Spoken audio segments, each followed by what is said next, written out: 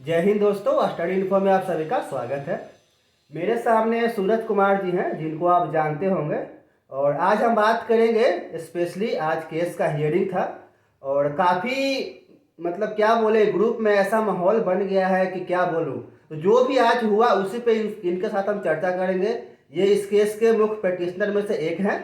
तो जो भी आज हुआ, क्या रीज़न है, क्यों मतलब ऐसा हुआ, तमाम बात पर चर्चा करेंगे। तो चलिए दोस्तों, वीडियो को शुरू करते हैं। तो सूरज जी, सबसे पहले आप हमको ये बताइए कि आज केस का हियरिंग था, तो आज हाई कोर्ट में क्या हुआ। आज जैसे हाँ, हमारा जो केस था वो 100वें नंबर पे लिस्ट था। तो आज केस में सुनवाई हुई।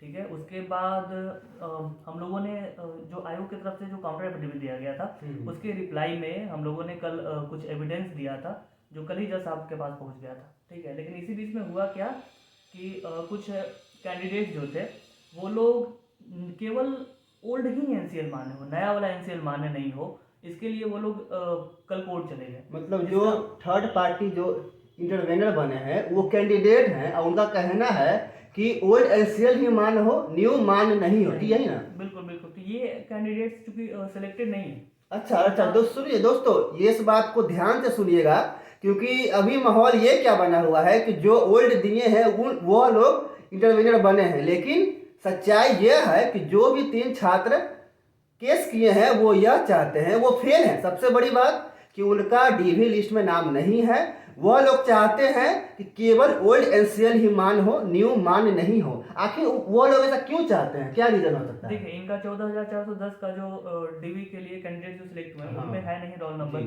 अब ये लोग चाहते हैं कि नया वाला एनसीएल जो है वो मान्य नहीं हो, केवल ओल्ड एनसीएल मान्य नहीं हो। और इनका शायद ये सोचना है कि अगर नया एनसीएल मान्य नहीं होगा तो कुछ जो ओबीसी या बीसी कैटेगरी के स्टूडेंट्स हैं वो छटेंगे और शायद दूसरी लिस्ट आएगी, काउंसलिंग लिस्ट, और शायद उसमें इनका नाम होगा। अब ये चीज ये समझ नहीं पा रहे हैं कि आयोग ने अभी तक कुछ क्लेरिफाई नहीं किया है कि सेकंड डीवी लिस्ट आएगी कि भी नहीं। अगर ये भी वो भी तब आएगी ना जब एनसीएल नया वाला एनसीएल मान्य नहीं किया जाएगा। आज तक ऐसा कभी हुआ ही नहीं है कि नया एनसीएल मान्य नहीं किया गया हो। तो ये केवल एजम्पशन के बेसिस पे ये लोग सोच रहे हैं कि नया एनसीएल मान्य नहीं होगा तो हमको मौका मिल जाएगा, तो ऐसा होने वाला है नहीं। दूसरी बात है कि आयोग ने अभी तक कुछ क्लेरिफाई किया ही नहीं है। आप कैसे कर सकते हैं कि दूसरी एनसीएल दूसरी डीवी लिस्ट आएगी ही आएगी। जैसा कि आज आज दूसरी लिस्ट आएगी भी तो क्या जरूरी, क्या गारंटी है कि उनमें इन कैंडिडेट का नाम होगा।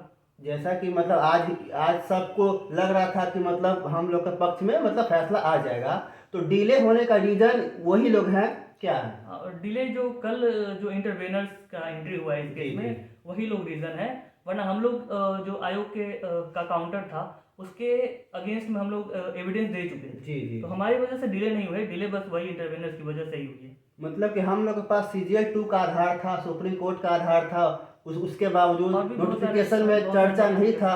ये सब हम लोग के द्वारा मतलब काउंटर एफिडेविट जो आयोग ने दिया उसके जवाब में रिप्लाई दिया गया था। लेकिन जो इंटरवेनर हैं उनके कारण जो क्या जज है उन्होंने 4 सप्ताह का समय लिया है उन लोग का पक्ष सुनने के लिए ना। बिल्कुल बिल्कुल, जो कल इंटरवेनर्स थे उनका जो पेपर था वो शायद जज साहब के चैम्बर में नहीं पहुंच पाया था। तो सबसे बड़ा सवालिया निशान ये है कि जो इस बहाली का हिस्सा नहीं रहे हैं वो कैसे इंटरवेनर बन सकते हैं। हाँ, ये बिल्कुल क्लियरिफाई करना होगा इस चीज को जी। शायद जज साहब के पास पेपर्स नहीं पहुंचे थे। ठीक है, और इस वजह से वो भी नहीं समझ पाए होंगे कि जो कैंडिडेट इसमें सिलेक्टेड है ही नहीं डीवी के लिए वो फिर आखिर बीच में कैसे आ सकते हैं। और देखिए सूरज भाई जो भी केस किए हैं, आप पर यह भी आरोप है कि आप इस बहाली को लटका दिए हैं, आपने काउंसलिंग पे रोक लगाने की मांग की थी। नहीं, ये तो सरासर गलत है बात है कि हमने काउंसलिंग पे रोक लगवाया है। ठीक है, 14 तारीख को ही केस हमारा फाइल ड्राफ्ट हो गया था। ठीक है, अगर हम लोग चाहते तो फिर 15 को ही केस फाइल कर सकते थे, लेकिन हमने 20 तक लगभग वेट किया और 21 दिसंबर को केस फाइल किया गया है। अगर मेरा मकसद काउंसलिंग पे स्टे करवाना होता तो मैं 14 को ही केस फाइल कर देता या 15 को कर देता, लेकिन हमने वेट किया 4-5 दिन। उसके बाद भी देखिए काउंसलिंग पे स्टे नहीं लगवाया गया है। अगर काउंसलिंग पे स्टे लगता तो काउंसलिंग नहीं होता, काउंसलिंग तो हो गया। अब आरोप यह है कि मतलब जिसे मेरा ये कहना है कि क्या कोर्ट ने आयोग को रिजल्ट पर स्टे लगाने के लिए कहा है, ये भी आरोप है कि स्टे लग गया। इस पे आप क्या बोलिए? नहीं, ये बिल्कुल गलत है। कोर्ट ने ऐसा कहीं भी जिक्र नहीं किया है कि आप इस पे इस केस पे स्टे लगाया जाता है, इस पर वैकेंसी पे स्टे लगाया जाता है। कोर्ट ने ये बोला है कि आप एनसीएल के बेसिस पे किसी को बाहर नहीं कर सकते। आयोग अभी चाहे तो रिजल्ट देने के लिए स्वतंत्र है। जी। आयोग नए एनसीएल को मान दे और इस बेसिस पे वो रिजल्ट जारी कर दे, जी तो जी कोई किसी को परेशानी इनका नहीं है। कहना है कि कोर्ट ने ऐसा बिल्कुल नहीं कहा है कि स्टे लगा दे। कोर्ट का यही कहना है कि आप एनसीएल के बेस पे किसी को बाहर नहीं कर सकते हैं। तो यहाँ पे आयोग स्वतंत्र है, वो मतलब कि न्यू एनसीएल मान्य करके रिजल्ट दे दे। तो छात्र इनको बोल रहे हैं कि आप लोग केस करके फंसा दिए हैं और आयोग मान लेती। देखिए हाँ, ये भी सवाल है कि बहुत का कहना है कि आयोग न्यू एनसीएल मान लेती। इस पे आप क्या जवाब देना अगर चाहेंगे? आयोग को नया एनसीएल मानना ही था तो हाँ। उसने नोटिस क्यों दिया और उसमें ये क्यों मेंशन कर दिया कि 2014 31/10/2014 से पहले ही का चाहिए। और कुछ लोग जो हैं ये बोल रहे हैं कि आयोग मान लेती, ये उनका एजम्पशन है बस। जी। मान लेती ये अब कैसे कर सकते हैं? आप सॉलिड एविडेंस दीजिए, हम कल के कल आज के आज केस वापस लेने के लिए रेडी हैं। आप हमको एक आयोग से नोटिस दिलवा दीजिए, या फिर आपके पास कोई एविडेंस, हम किसी को भी बोल रहे हैं जो ऐसे आरोप लगा रहे हैं, वो आप हमको दे दीजिए, हम भैया कल के कल केस वापस करने को रेडी हैं। लेकिन केवल अनुमान के आधार पे केस वापस नहीं होगा। अनुमान के आधार पे हम जो 3-4 हज़ार कैंडिडेट्स हैं उनके लाइफ के साथ खिलवाड़ नहीं कर सकते हैं। जैसे अगर स्टे रिजल्ट पे नहीं लगा है, अगर आयोग यहाँ पे न्यू एनसीएल वाले को बाहर करके रिजल्ट दे देगी और आप लोग जो न्यू एनसीएल दिए हैं जितने भी छात्र, वो आंकड़ा मुझे भी नहीं पता, अगर वो लोग को बाहर कर देती है तब जितने बाहर होंगे वो लोग क्या करेंगे? क्या तो पॉसिबल है? नहीं, पहली बात तो यह है कि आयोग ऐसा करेगी नहीं कि मतलब कुछ खास कैटेगरी के लोग का रिजल्ट आ जाए और कुछ लोगों को मतलब रिजल्ट से बाहर कर दिया जाए। ठीक है, अगर ऐसा होता भी है तो हमारे पास फिर कोर्ट का ऑप्शन तो खुला हुआ है ना। हमारा केस ऑलरेडी सिंगल बेंच में है, फिर डबल बेंच, फिर सुप्रीम कोर्ट, ये सब कुछ बचा हुआ है। अगर इन केस होता है तो हम लोग हालांकि चाहेंगे नहीं कि ऐसा कुछ भी हो, क्योंकि हमें भी जॉब लेना है। ऐसा नहीं है कि कुछ लोग कि हम भी बेरोजगार है भाई, हमको भी जॉब चाहिए। जैसा कि मतलब सब लोग हम लोग सही थे, हम लोग काउंसलिंग का डिमांड किए, टाइपिंग का डिमांड किए।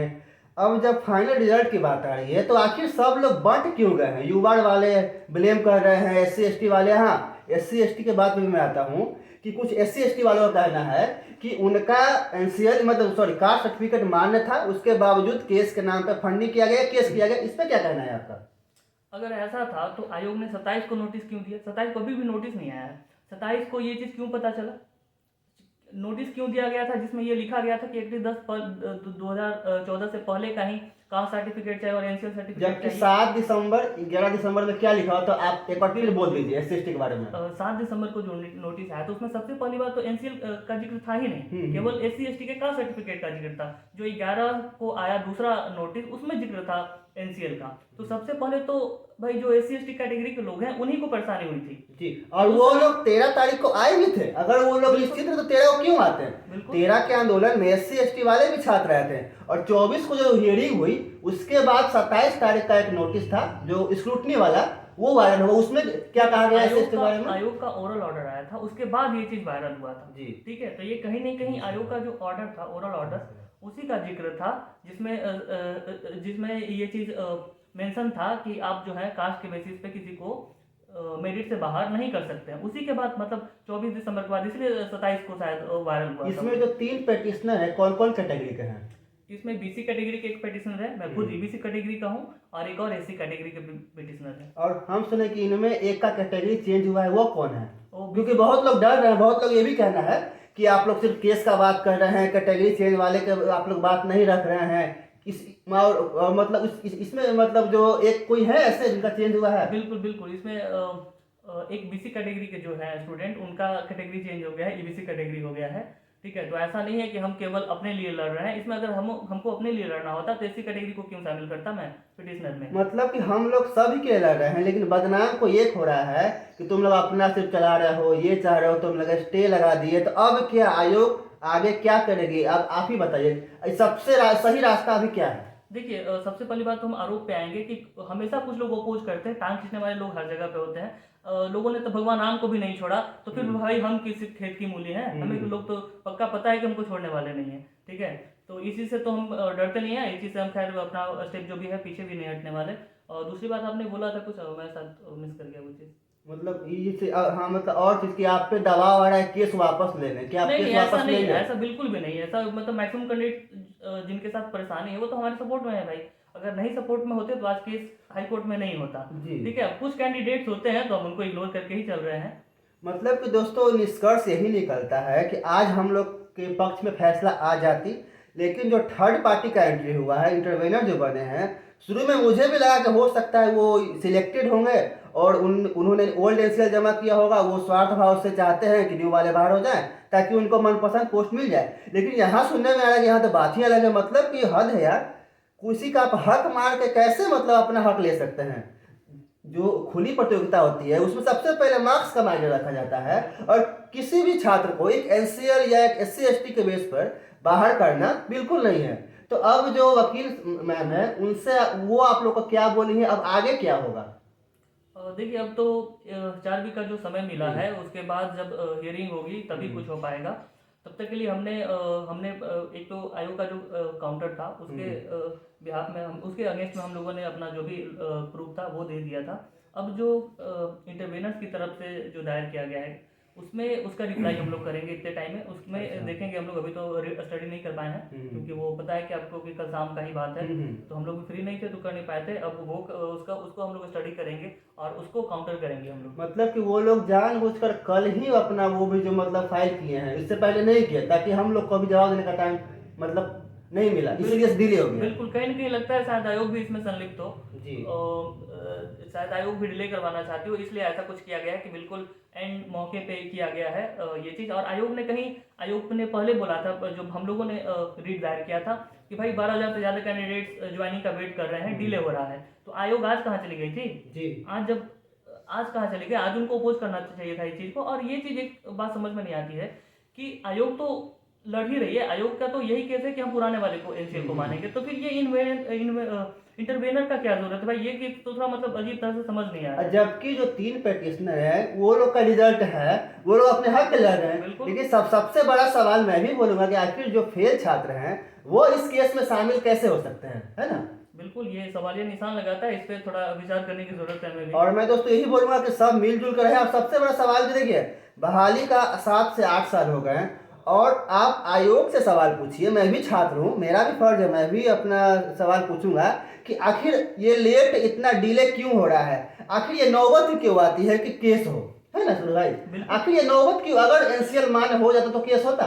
देखिए, आयोग ने बाकी सारे जितने भी बहाली निकली है, चाहे वो एएनएम का हो, सीजीएल 2 का हो या फिर ड्राइवर वगैरह, जितना भी बहाली हो, सब में वो नए एनसीएल को स्वीकार कर रहे हैं। इसमें सीजीएल 2 के बारे में कुछ लोग कहना है कि नहीं, सीजीएल 2 में न्यू लिया गया था। इस पे आप काउंटर एफिडेविट में जवाब दिए हैं? बिल्कुल बिल्कुल, हमने तो बकायदा प्रूफ भी लगा दिया है। जिन कैंडिडेट्स ने दिया है उनका प्रूफ भी लगाया। साथ ही साथ कुछ कैंडिडेट्स ऐसे भी हैं हमारे संपर्क में जो खुद फिजिकली प्रेजेंट होकर भी गवाही देने को तैयार है। मतलब कोई कैंडिडेट अगर जो ऐसे कोर्ट में गवाही देने के लिए भी रेडी है, वो कैंडिडेट झूठ तो नहीं बोलेगा। प्लस दूसरी बात, हमने पेपर भी लगाया है।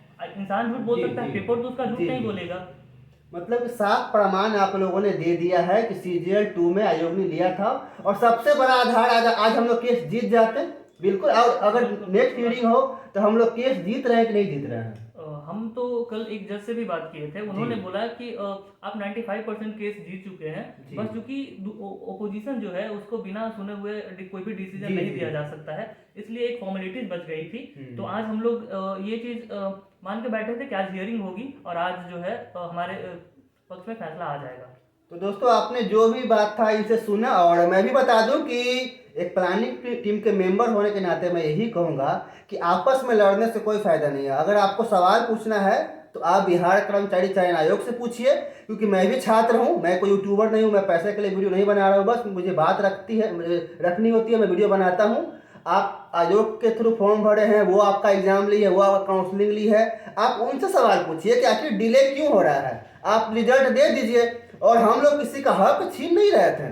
जो भी केस हुआ है हक अपना मांगने के लिए हुआ है। लेकिन जो थर्ड पार्टी ने एंट्री किया, इंटरवेनर जो है, वो चाहते हैं कि इसका हक छीनकर हमको हक मिल जाए। तो ये कहीं का इंसाफ नहीं है। तो चलिए दोस्तों, इस वीडियो में इतना ही। और जो भी बात होगा मैं इसके बाद अपडेट दे दूंगा। इस वीडियो में इतना ही। तब तक के लिए धन्यवाद। जय हिंद।